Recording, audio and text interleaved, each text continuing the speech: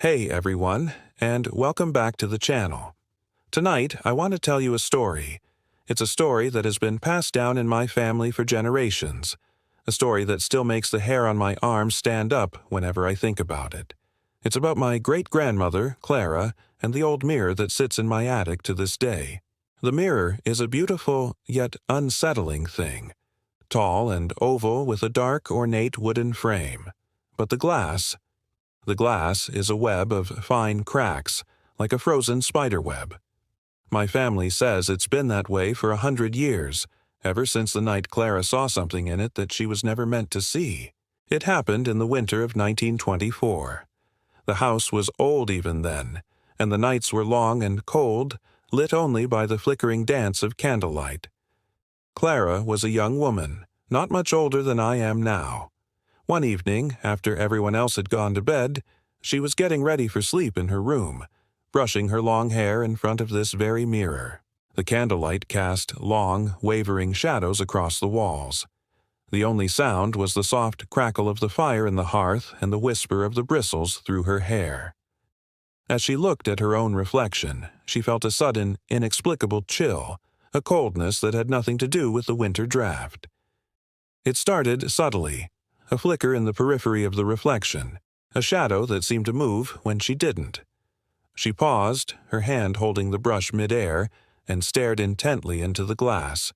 Her own face, pale in the dim light, stared back. But behind her, in the deep, dark corners of the reflected room, something was wrong. A shape began to resolve itself from the gloom.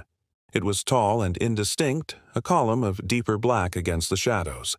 It had the vague outline of a man, but with no features, no details. It was just a presence. A void in the shape of a person, standing silently behind her reflection. Her heart hammered against her ribs. Her breath caught in her throat.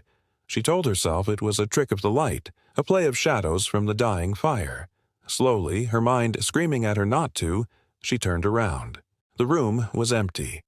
There was nothing there but her bed, the wardrobe, and the chair by the fire. The shadows were just shadows. A wave of relief washed over her, so potent it made her dizzy.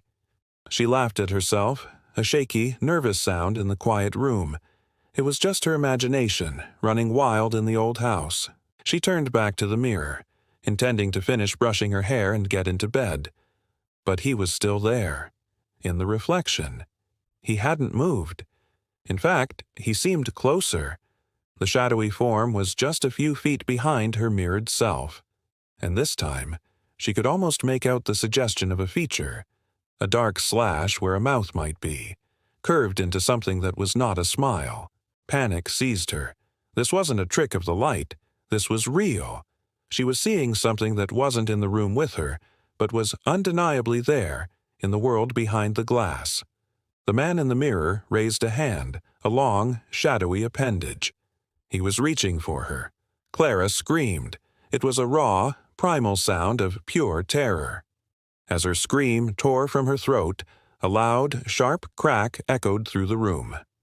A fracture shot through the center of the mirror, spreading outwards in a starburst of fine lines, right through the face of the shadowy figure.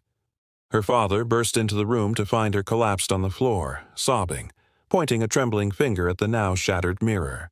The figure was gone. In its place was only her own fractured reflection, staring back from a dozen different angles. They never spoke of what she saw. The mirror was taken down and put in the attic, where it has remained ever since. My great-grandmother refused to have another mirror in her room for the rest of her life.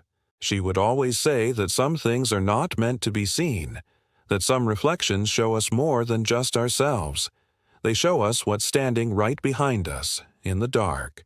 So, that's the story of the cracked mirror.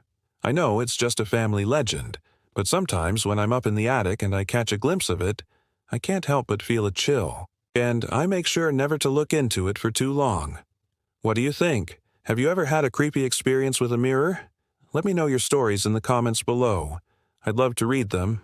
And if you enjoyed this little piece of my family's spooky history, please hit that like button and subscribe for more stories. Thanks for listening, and I'll see you in the next one. Stay safe.